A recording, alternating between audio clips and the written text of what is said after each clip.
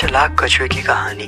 घने जंगल में एक चालाक कछुआ टिब्बो नदी के किनारे रहता था। वह अपनी धीमी गति के लिए जाना जाता था, लेकिन उसकी बुद्धिमानी की कहानी पूरे जंगल में मशहूर थी। जंगल के राजा शेर लियो ने एक दिन ऐलान किया, जो भी मुझे चकमा देकर जीत जाएगा, मैं उसकी जान बख्श दूंगा। सभी जानवर डर गए, परंतु टिब्बो ने हिम्मत दिखाई और आगे बढ़ के कहा, राजा लियो, मैं आपका चैलेंज स्वीकार करता हूँ। लियो हंसा, तुम एक कछुआ?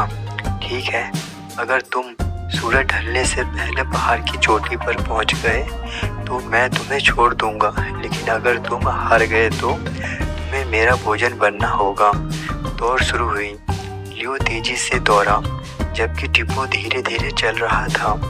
लेकिन टिब्बो ने पहले से ही एक योजना बनाई थी। उसने रास्ते में अपने जुड़वा भाइयों को अलग अलग जगह पर छिपा दिया था। लियो जब भी तेजी से दौड़ते हुए एक मोड़ पर पहुंचता तो उसने देखा कि टिब्बो पहले से वहां मौजूद था। तुम यहाँ कैसे पहुंचे? लियो हैरान होकर गुर्राया। टिब्बो का भाई मुस्कुराते हुए बोला, मैं तो यहाँ से हिला भी नहीं, शायद तुम उतने तेज नहीं हो जितना सोचते हो। लियो को गुस्सा आया और वह और तेजी से दौड़ा, लेकिन अगले मोड़ पर फिर से टिब्बो को देखा। ऐसा बार बार हुआ। हर बार लियो सोचता, यह कैसे संभव है। आखिरकार जब लियो थककर पहाड़ की चोटी पर पहुंचा तो वहां असली टिब्बो पहले से ही मुस्कुराता हुआ उसका इंतजार कर रहा था।